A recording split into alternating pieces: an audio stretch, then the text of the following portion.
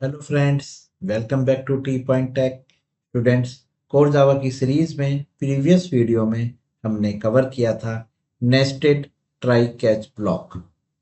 आज इस वीडियो में हम कवर करने जा रहे हैं बहुत ही इंपॉर्टेंट टॉपिक, जो है एक्सेप्शन चेनिंग, जिसको नेस्टेड एक्सेप्शन भी कहा जाता है। चलिए सबसे पहले इसको थ्योरेटिकली समझते हैं कि एक्सेप्शन चेनिंग क्या है और उसको अपने प्रोग्राम में किस तरह से हम इम्प्लीमेंट करेंगे। Student, exception chaining is a technique used to associate one exception with another exception।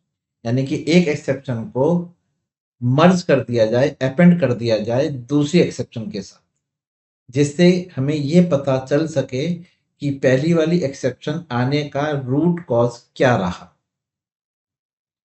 चलिए इसको मैं आपको एक एग्जांपल के थ्रू समझाता हूँ। देखिए स्टूडेंट्स, आपने एक ट्राई ब्लॉक यूज किया है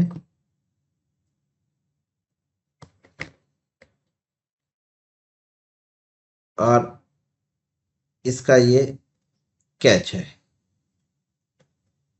ओके, अब आप यहां पर एक स्टेटमेंट लिख रहे हैं,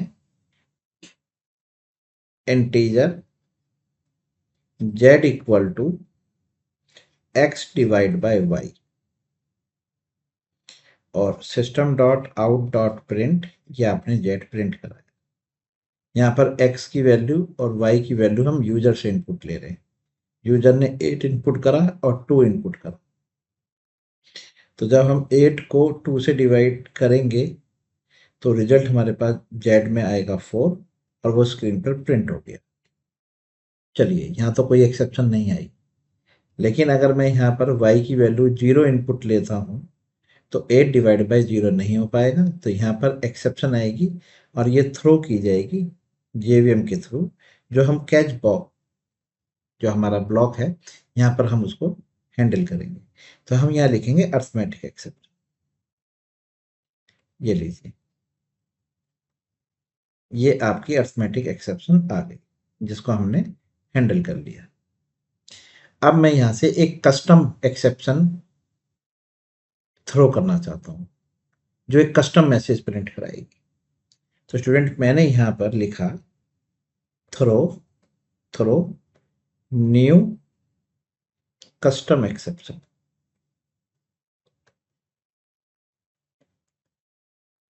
ठीक, और यहाँ से मैंने एक मैसेज डिलीवर करा। ठीक है, कोई भी मैसेज मैंने यहाँ से एक डिलीवर करा। अब ये एक कस्टम एक्सेप्शन क्लास है, कस्टम एक्सेप्शन क्लास।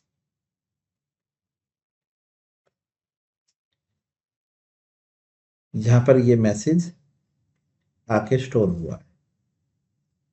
ठीक है, अब देखिए, ओरिजिनली जो एक्सेप्शन आई थी वो अर्थमेटिक एक्सेप्शन थी, जिसको हैंडल किया गया, लेकिन उसके बाद कस्टम एक्सेप्शन थ्रो की गई और कस्टम एक्सेप्शन में मैसेज पास किया गया।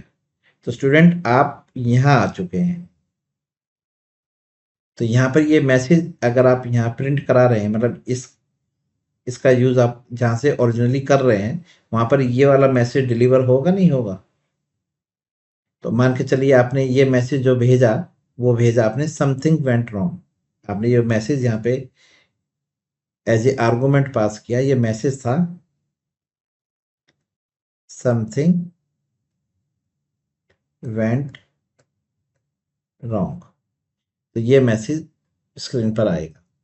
लेकिन हमें इसका रूट कॉज नहीं पता कि ये मैसेज आया किस वजह से। क्यों? क्योंकि हमने अर्थमेटिक एक्सेप्शन तो प्रिंट कराया नहीं, हमने अपना custom high level message print कराया। तो मैं चाहता हूं कि इस मैसेज के साथ साथ रूट कॉज भी प्रिंट हो।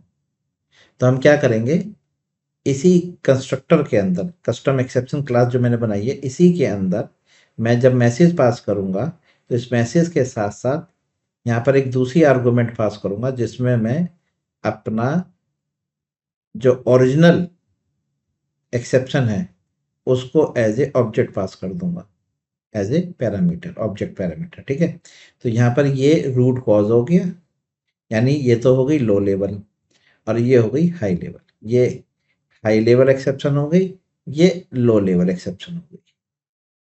तो देखिए अब इसे कहते हैं एसोसिएट करना। ये एसोसिएट कर दिया ना हमने कस्टम एक्सेप्शन के साथ रूट कॉज को। अब यहाँ पर आप जब ये मैसेज डिलीवर इस क्लास में होगा कस्टम एक्सेप्शन में, तो यहाँ पर आपके पास high level exception plus low level exception दोनों है।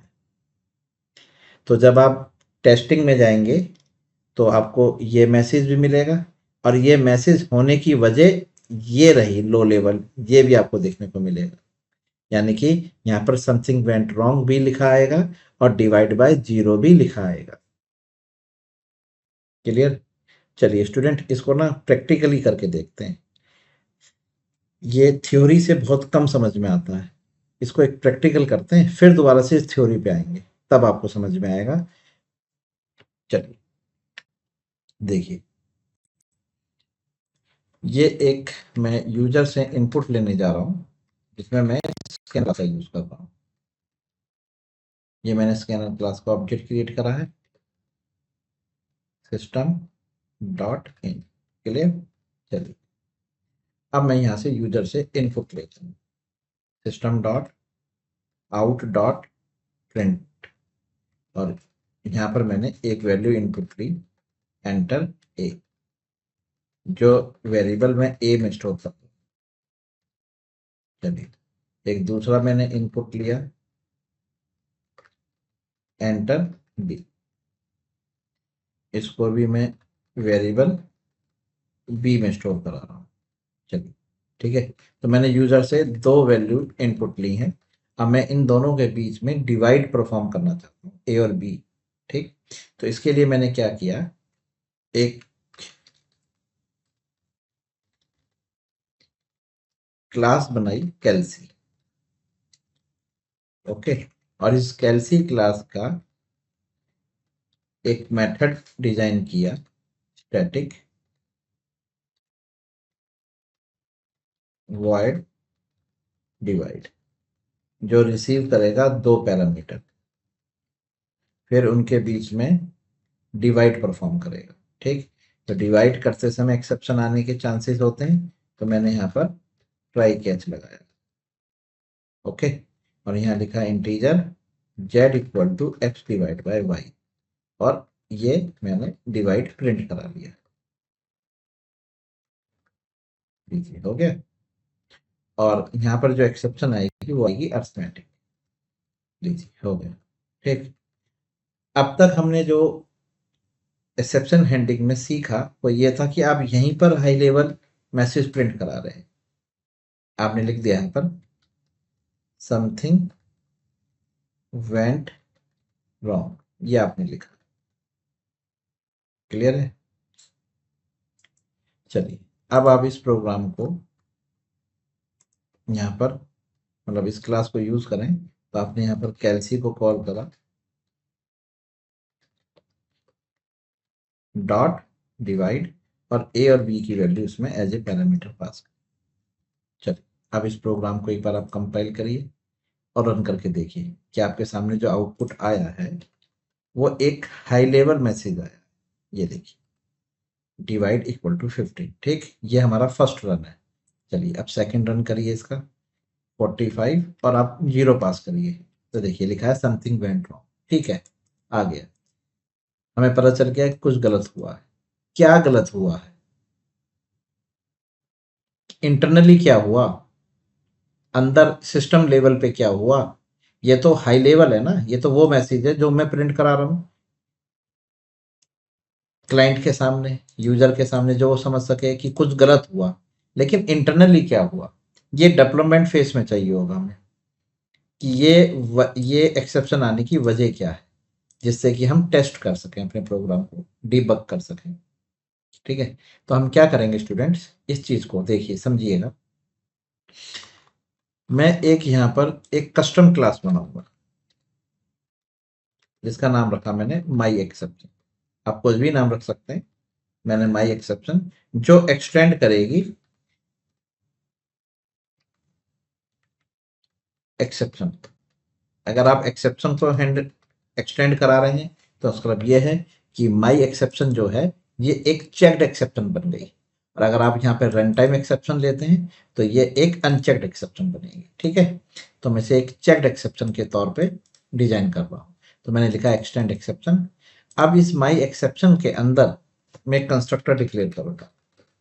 ठीक है, जो दो पैरामीटर रिसीव करेगा, स्ट्रिंग टाइप मैसेज और एक रूट कॉज किया।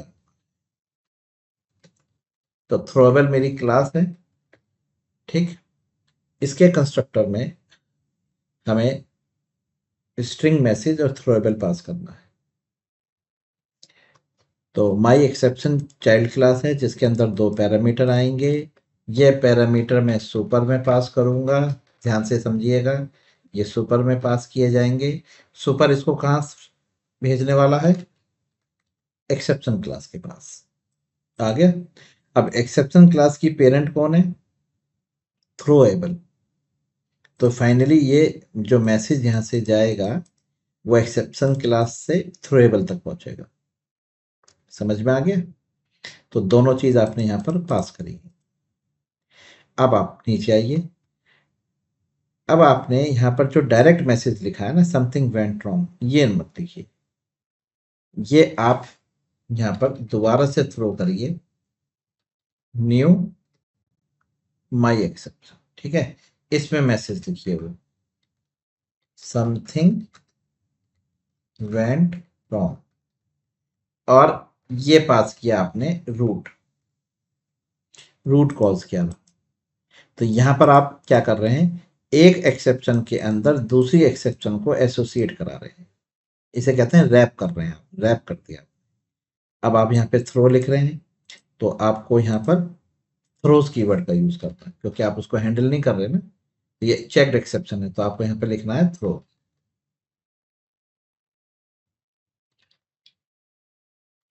थ्रोज माई एक्सेप्शन, लीजिए हो गया।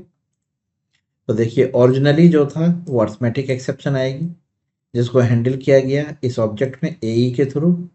फिर आपने यहाँ पर डायरेक्ट मैसेज ना प्रिंट करा के एक कस्टम एक्सेप्शन यानी कि एक न्यू एक्सेप्शन थ्रो करिए, जिसके अंदर आप एक high level exception message pass कर रहे हैं, साथ में एसोसिएट करा रहे हैं जो ओरिजिनल है अर्थमेटिक एक्सेप्शन का ऑब्जेक्ट आपने यहाँ पर एसोसिएट करा दिया। अब ये एसोसिएट कैसे हुआ? ये माई एक्सेप्शन के पास जाएगा, गया, यहाँ पे मैसेज आ जाएगा और यहाँ पर थ्रोएबल कॉज के अंदर ही, कॉज ऑब्जेक्ट का नाम है स्टूडेंट, इस कॉज के अंदर अर्थमेटिक एक्सेप्शन आ जाएगी। ठीक है, अब ये देखो एसोसिएट हो गए। ठीक है, मैसेज और कॉज पहुंच गए एक्सेप्शन के पास, यानी एक्सेप्शन के पास हाई लेवल मैसेज भी है और लो लेवल भी है। क्लियर? इसे कहते हैं एसोसिएशन। किसका? आपकी ओरिजिनल वाली एक्सेप्शन का प्लस यूजर डिफाइंड वाली एक्सेप्शन का। ठीक है, इसे कहेंगे कंस्ट्रक्टर, सॉरी, एक्सेप्शन चेनिंग कंस्ट्रक्टर के थ्रू हो चुकी है। चलिए अब आप नीचे आइए और यहां पर आप लिखिए ट्राई। थ्रो किया आपने ऊपर से, तो ये आपके पास मेन में वापस रिसीव होगी, और मेन में लिखिए कैच, और यहां पर लिखिए माई एक्सेप्शन, ये आ गई। और यहां पर आप प्रिंट कराइए प्रिंट स्टैक ट्रेस। हाँ, तो ये एक्सेप्शन ऑब्जेक्ट है जिसने कॉल करा है प्रिंट स्टैक ट्रेस। ये मेथड लाइन बाय लाइन जो एक्सेप्शन आई हैं उनको स्क्रीन पर प्रिंट कराएगा। चलिए अब आप देखेंगे कि समथिंग वेंट रॉन्ग के साथ साथ आपकी जो ओरिजिनल रूट कॉज था वो भी स्क्रीन पर प्रिंट होगा। ये देखिए आपने रन किया। अब आपसे ये दो वैल्यू इनपुट लेगा, एक वैल्यू ए में 45, एक वैल्यू बी में 15। देखिए अब तो डिवाइड बाय 3, मतलब आंसर 3 आ गया। 45 डिवाइड बाय 15, आंसर इज 3। अब आप इसको दोबारा एक बार रन करिए। अब की बार आपने कहा 45 इनपुट करा ए में और बी में इनपुट करा आपने 0। देखिए आ गया रूट। माई एक्सेप्शन समथिंग वेंट रॉन्ग, कुछ गलत हुआ है, ये हो गई कस्टम। क्या गलत हुआ है वो देखिए नीचे इसने ट्रेस करके आपको दे दिया कि arithmetic exception break point divide by 0। तो देखिए ओरिजिनली यही तो वजह थी इसकी आने की। समथिंग वेंट रॉन्ग क्यों आया? क्योंकि डिवाइड बाय 0 हो रहा था, यानी अरिथमेटिक एक्सेप्शन आई थी। तो देखिए ये तो हो गई यूजर डिफाइंड एक्सेप्शन यानी कस्टम एक्सेप्शन, जिसके साथ एसोसिएट है रूट कॉज। तो ये हो गई एक्सेप्शन चेनिंग। क्लियर सब स्टूडेंट्स, समझ में आया? चलिए अब वापस थ्योरी पे चलते हैं। तो ये लिखा है ना, it allows you encapsulate the original cause of an exception inside a new exception। अभी हमारी न्यू एक्सेप्शन क्या है? माई एक्सेप्शन, जो मैंने एक कस्टम क्लास बनाई थी उसके अंदर मैंने एसोसिएट कर दिया, एनकैप्सुलेट कर दिया ओरिजिनल कॉज को, which provides more context for debugging while preserving the original stack। ठीक है, तो एक्सेप्शन चेनिंग ने हमें प्रोवाइड किया, एक टेक्निक प्रोवाइड की, या कह सकते हैं एक फैसिलिटी हमें प्रोवाइड की, जिसमें हमने अपने रूट कॉज को कस्टम एक्सेप्शन के साथ एसोसिएट कर कर स्क्रीन पर डिस्प्ले कराया, जिससे कि डीबगिंग में इजी हो सके डीबगिंग। ठीक, चलिए क्वेश्चन है व्हाई यूज नेस्टेड एक्सेप्शंस। तो आंसर है पहला point, to preserve the original exception when throwing a new one. हमने थ्रो करी, अभी आपने एग्जांपल देखा, हमने थ्रो करी कस्टम एक्सेप्शन, साथ में हमने प्रिजर्व करा ओरिजिनल एक्सेप्शन को, जो हमने एई ऑब्जेक्ट पास किया था। इस चीज को प्रिजर्व इसे कह रहा है स्टूडेंट, यहाँ इस वाले कोड को कह रहा है ये, कि देखिए ये मैंने थ्रो करी, एक नई एक्सेप्शन थ्रो करी, साथ में उसमें प्रिजर्व यानी कि उसके साथ एसोसिएट कर दिया मैंने ओरिजिनल वाले को। ये है चेनिंग। ठीक, चलिए to clear, to provide a clear high level explanation of the error while not losing the low level details। Clear, high level message तो आपके सामने आ रहा है, साथ में लो लेवल भी आ रहा है। अब आप कहेंगे हाई लेवल वाला और लो लेवल वाला कौन सा था? ये देखिए जब हमने इसे रन किया, ये देखिए 45 और 0। तो देखिए ये तो है हाई लेवल वाला मैसेज, और उसके नीचे जो आया है ये लो लेवल का है। ठीक है, clear. How to chain exception, exception को चेनिंग कैसे की जाती है? तो इसके लिए आपको कंस्ट्रक्टर का यूज करना पड़ेगा, मेथड्स का यूज करना पड़ेगा। थ्रोएबल क्लास के थ्रू कर लीजिए, एक्सेप्शन के थ्रू कर लीजिए, रन टाइम एक्सेप्शन, किसी का भी यूज कर सकते हैं। मैंने एग्जांपल यहाँ पे थ्रोएबल का दे रखा है कि थ्रोएबल के पास दो कंस्ट्रक्टर हैं, एक है जिसमें कॉज है केवल, दूसरा है मैसेज के साथ कॉज। तो अभी हमने जो एग्जांपल यहाँ पे आपको कवर करके दिखाया, वो मैंने ये वाला एग्जांपल कवर किया, जिसमें स्ट्रिंग मैसेज भी था और कॉज भी था। क्लियर। अच्छा, अब मैंने यहाँ पर एक रियल वर्ल्ड एग्जांपल का सिनेरियो रखा है, जिसमें हम क्या करने वाले हैं, अभी आपको डेवलप करके दिखाता हूँ कि एक फाइल को हम रीड कर रहे हैं। ठीक है, फाइल को रीड कर रहे हैं और फाइल के कंटेंट को प्रोसेस करना है, फाइल के अंदर जो कंटेंट है उसको प्रोसेस करता है। तो स्टूडेंट यहाँ पर हमें एक्सेप्शन चेनिंग करनी पड़ेगी। किस लिए? देखिए सपोज हमने एक मेथड बनाया है जो हमारी फाइल को रीड करेगा और उसको प्रोसेस करेगा। Suppose you have a utility method that read A file and process it contents. ठीक है, अब सबसे पहले हम फाइल हैंडलिंग में करेंगे क्या, फाइल को ओपन करेंगे। तो स्टूडेंट यहाँ पर एक्सेप्शन आने की पूरी चांसेस हैं पूरे, कि ऐसा हो सकता है ना जिस फाइल को आप ओपन करने जा रहे हो फाइल एग्जिस्ट ही ना करती हो, तो फाइल नॉट फाउंड एक्सेप्शन आएगा, आएगा नहीं आएगा? अच्छा, फाइल एग्जिस्ट करती है तो फाइल ओपन हो जाएगी। अब फाइल के कंटेंट को आप रीड कर रहे हैं, उस कंटेंट को रीड करते समय कोई एक्सेप्शन आ गई तो आईओ एक्सेप्शन आएगी, इनपुट आउटपुट एक्सेप्शन आ गई। तो ये दोनों जो हैं, फाइल नॉट फाउंड एक्सेप्शन और इनपुट आउटपुट एक्सेप्शन, ये दोनों रूट है, ये रूट कॉज है। इसके बाद जो आगे ये एक्सेप्शन है जो हम हैंडल करेंगे वो हम कस्टम एक्सेप्शन के थ्रू करेंगे। तो हमने मान के चलिए स्क्रीन पर डिस्प्ले करा दिया something went wrong while reading file, लेकिन हमें यही नहीं पता कि वो समथिंग वेंट रॉन्ग हुआ किस वजह से, फाइल नहीं मिली या फाइल के कंटेंट को रीड नहीं कर पाए।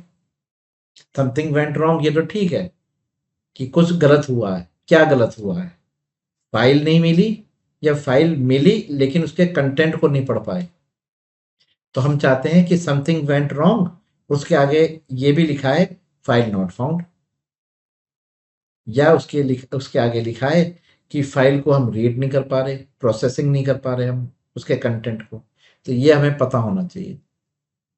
तो you want to throw a custom exception if anything goes wrong but still preserve the original exception, IO exception and file not found exception. Scenario समझ में आया? सिनेरियो क्या है? सिनेरियो ये है कि फाइल को हम सबसे पहले ओपन करेंगे, ओपन करते समय फाइल नॉट फाउंड एक्सेप्शन आ सकती है। फाइल अगर ओपन हो गई है तो हम उसको रीड करेंगे, रीड करते समय आईओ एक्सेप्शन आ सकती है। ठीक है, अब ये दोनों हमारी रूट कॉज होंगे। अब हमें इस रूट कॉज को अगर रेज हुए तो हमें एक कस्टम एक्सेप्शन स्क्रीन पर प्रिंट करानी है, समथिंग वेंट रॉन्ग साथ में रूट कॉज भी। ठीक है, चलिए ये एग्जाम्पल भी आपको इसमें कवर करके दिखाते हैं। ये एग्जाम्पल ज़्यादा मीनिंगफुल है। देखिए ये क्लास जो है माई एक्सेप्शन, ये तो इसी तरह रहेगी, ये हमारी कस्टम क्लास है। नीचे की माई कैल्सी जो क्लास है कैल्सी, इसको डिलीट कर देते हैं और यहाँ से ये भी ठीक। तो ये हमारी कस्टम क्लास है।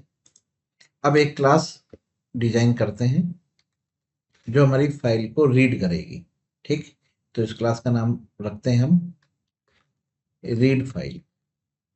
ओके, और इसके अंदर एक मेथड बनाते हैं public static void file read. Method का नाम है फाइल रीड। ठीक है, अब ये जो मेथड है इसका यूज किया जाएगा फाइल को रीड करने के लिए, और फाइल को हम यहाँ कॉल करते हैं मेन के अंदर।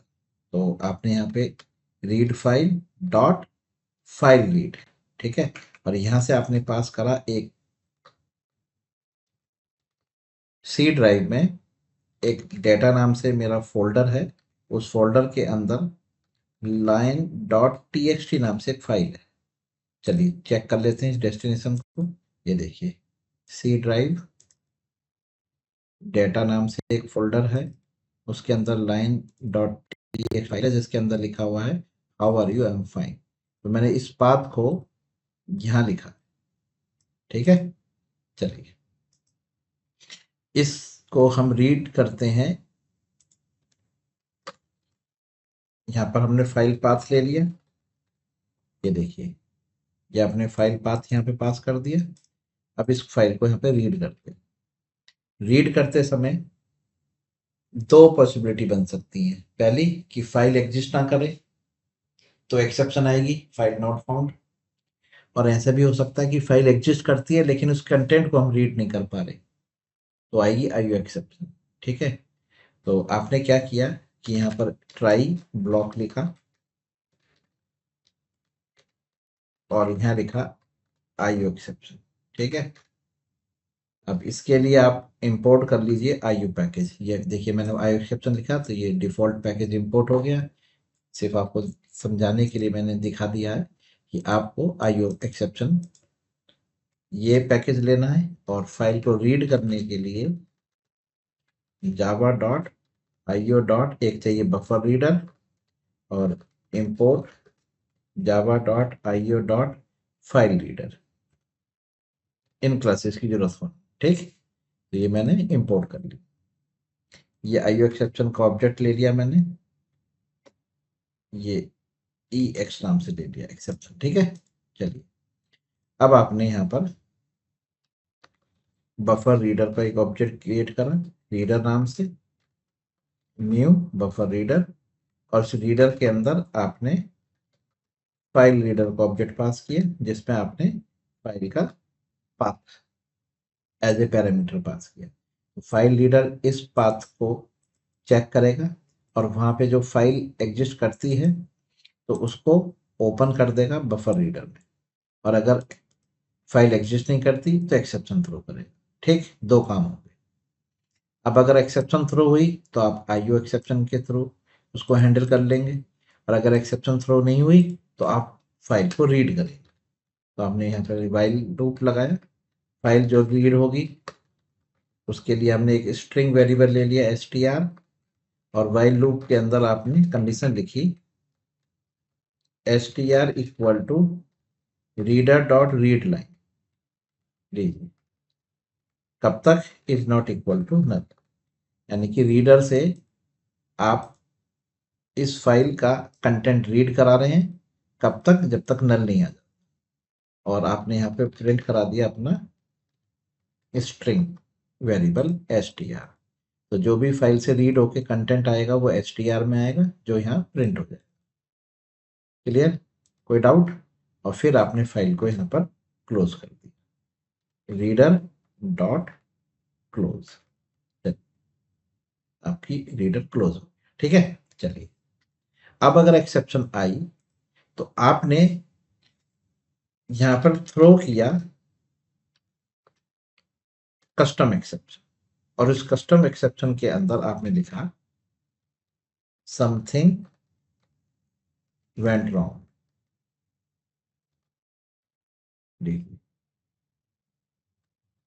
ये आपका कस्टम मैसेज हो गया, जो आप यहाँ पर कस्टम एक्सेप्शन क्लास के थ्रू थ्रो कर रहे हैं। अब जब आप यहाँ थ्रो कर रहे हैं तो आपको इसको हैंडल करना होगा। तो हैंडल आप या तो यहीं पर ट्राई कैच लिखें, यहाँ ट्राई कैच नहीं लिख रहे तो आप इस मेथड के सिग्नेचर में यहाँ पर ऐड कराइए थ्रोज को, और यहाँ से ये आप यहाँ पर थ्रोज करिए, यानी ये री थ्रो हो गई, इसे कहते हैं री थ्रो। यहाँ पे जनरेट हुई, यहाँ से आपने री थ्रो करी, अब ये री थ्रो होकर कहाँ जाएगी? जहाँ पर ये फंक्शन कॉल होगा, फाइल रीड, ये कॉल हो रहा है हमारे मेन के अंदर हो रहा है। अब आप यहाँ पर ट्राई कैच लगा के उस कस्टम एक्सेप्शन को हैंडल कर लीजिए जो वहां से थ्रो की गई है। कैच, और इस कैच के अंदर जो एक्सेप्शन आ रही है वो माई एक्सेप्शन आ रही है। क्या आ रही है? माई एक्सेप्शन। और इसके ऑब्जेक्ट को यहाँ पर प्रिंट कर दी। अब इस ऑब्जेक्ट के अंदर जो आएगा वो आएगा समथिंग वेंट रॉन्ग। क्या आएगा? Something went wrong. कब? अगर ये फाइल एग्जिस्ट नहीं करेगी। अगर फाइल एग्जिस्ट करेगी तो उसका कंटेंट आएगा। तो आपने माई एक्सेप्शन में समथिंग वेंट रॉन्ग आप ये मैसेज पास कर रहे हैं, साथ में आपको एसोसिएट करके भेजना है कॉज, कि इसका रूट कॉज क्या है, क्या वजह रही। तो आप देखिए, माई एक्सेप्शन जो हमने यहाँ पर कस्टम क्लास बना रखी है, इसके अंदर हमें एक मैसेज चाहिए और एक रूट कॉज चाहिए जो थ्रोएबल का होना चाहिए, है ना। तो आपने यहाँ पर ए, क्या नाम है, EX ऑब्जेक्ट को पास कर दिया। तो ये तो हो गया आपका रूट आईओ एक्सेप्शन का ऑब्जेक्ट, ये हो गया कस्टम का, दोनों एक साथ एसोसिएट हो गए। क्लियर? अब आप इस प्रोग्राम को रन करके देखिए, लाइन फाइल एग्जिस्ट करती है तो आप देख पा रहे हैं कि इसका कंटेंट आपकी स्क्रीन पर आ चुका है। अब अगर मैं इस फाइल का नाम चेंज कर दूं, लाइन 1 कर दिया, अब आपने इसे रन किया तो देखिए कस्टम एक्सेप्शन आएगी, समथिंग वेंट रॉन्ग। क्या वजह रही इसकी? समथिंग वेंट रॉन्ग क्या वजह रही? उसके नीचे रूट आ रहा है, रूट कॉज ये दिखा रहा है कि क्या रूट कॉज रहा है। The system can not find the file specified, ये रूट कॉज रहा है, फाइल नॉट फाउंड। अब ये स्टूडेंट इसकी वजह से आ रहा है। अब सोच के देखिए, अगर मैं यहाँ पर इस थ्रोएबल का यूज ना करूं, ठीक है, ये देखिए हटा दिया, तो ये कस्टम क्लास है, कौन सी वाली? वो मेथड आप यूज कर रहे हैं एक्सेप्शन का, जिसमें केवल एक आर्गुमेंट पास हो रही है, स्ट्रिंग टाइप। अभी मैं आपको इस एक्सेप्शन क्लास के अंदर कितने ओवरलोडेड मेथड है उनकी भी लिस्ट आपको प्रोवाइड करता हूँ कि कौन कौन सा मेथड है। अब देखिए, यहाँ से आपने ये एक्सेप्शन हटा दी तो यहाँ पे केवल कस्टम एक्सेप्शन रह जाएगी। अब देखिए, अगर आप इस प्रोग्राम को रन कर रहे हैं तो स्क्रीन पर केवल क्या आ रहा है, ये देखिए समथिंग वेंट रॉन्ग। क्या लिखा रहा है? Something went wrong. लेकिन ये नहीं पता चल रहा कि वो वजह क्या रही। रीड, ये रीड फाइल क्लास का नाम है, फाइल रीड हमारा मेथड है, जहाँ पर कुछ गलत हुआ है। अब क्या गलत हुआ है ये तो लिखा नहीं आ रहा ना। अब हमें पता ही नहीं चल पा रहा कि गलत क्या है, फाइल नहीं मिली हमें या फाइल के कंटेंट को हम रीड नहीं कर पाए, क्या वजह रही यहाँ पर। क्लियर है, समझ में आया। तो आपने क्या किया यहाँ पर, रूट कॉज को भी इंक्लूड कराया कराया। आप इस रूट कॉज को इंक्लूड करा रहे हैं तो आपको यहाँ पे कंस्ट्रक्टर चेंज करना पड़ा, थ्रोएबल लेना पड़ा।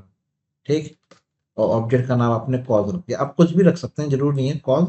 मतलब कॉज इसलिए रख रहा हूँ जिससे कि हमें एक मीनिंगफुल एक्सप्लेनेशन मिले कि यहाँ पर कुछ कॉज हुआ है। ठीक है, ये लिख दिया आपने। अब बस वही प्रोग्राम दोबारा रन किया। अब देखिए अब के बार आउटपुट कैसा आ रहा है, समथिंग वेंट रॉन्ग आ रहा है। साथ पे नीचे पूरी एक्सप्लेनेशन आ रही है, फाइल नॉट फाउंड, फाइल नहीं मिली है। ये होता है एक्सेप्शन चेनिंग। क्लियर, समझ में आ गया स्टूडेंट्स। ये देखिए, अच्छा अब आपको यहाँ पर एक्सेप्शन क्लास के बारे में कुछ बता दूं। देखिए, जो हम यहाँ पर प्रोग्रामिंग कर रहे हैं जिसमें हम कंस्ट्रक्टर का यूज कर रहे हैं, तो हमारी क्लास एक्सेप्शन है जिसका पेरेंट है थ्रोएबल। ओके, अब इस थ्रोएबल के पास जो कंस्ट्रक्टर हैं वो चार तरह के डिक्लेयर्ड हैं, मतलब ओवरलोडिंग हुई है। तो मैं आपको एक्सेप्शन के थ्रू बता रहा हूँ। एक है पब्लिक एक्सेप्शन, डिफॉल्ट वाला जिसमें कोई पैरामीटर नहीं। ये लीजिए, ये तो डिफॉल्ट कंस्ट्रक्टर हो गया। दूसरा कंस्ट्रक्टर है एक्सेप्शन क्लास के पास जिसमें पैरामीटर स्ट्रिंग टाइप है। ओके, ये आ गया। एक तीसरा भी कंस्ट्रक्टर है एक्सेप्शन क्लास के पास जिसके अंदर थ्रोएबल है। ओके, और एक चौथा कंस्ट्रक्टर है एक्सेप्शन क्लास के पास, ये ओवरलोडिंग है कंस्ट्रक्टर की एक्सेप्शन क्लास की, जिसमें पहली आर्गुमेंट स्ट्रिंग टाइप है और दूसरी थ्रोएबल टाइप। ये है जी। तो हमने अपने एग्जांपल में ये वाला कंस्ट्रक्टर यूज किया है। ठीक है, कोई डाउट। तो यहाँ पे आपको बताया गया ना कि हाउ टू यूज, तो आपको यहाँ पे दोनों कंस्ट्रक्टर दिए गए हैं, एक मैसेज के साथ और एक कॉज के साथ, एक केवल कॉज के साथ है। ओके स्टूडेंट्स, चलिए। तो स्टूडेंट्स ये वीडियो आपको कैसे लगी, ये जो एग्जांपल्स हमने कवर किए हैं, अगर ये आपको एग्जांपल्स समझ में आए, अगर कोई डाउट है तो कमेंट्स करिए, मैं उसका जवाब दूंगा। आप और कोई एग्जांपल चाहते हैं तो उसको भी आपको डेवलप करके समझाया जाएगा। अगर आप हमारे चैनल पर नए हैं तो हमारे चैनल को सब्सक्राइब करिए, और इस तरह से आप हमारी वीडियोस को चेक करते रहिए और आप कोर जावा में एक्सपर्ट हो जाएंगे। Thank you very much, good bye.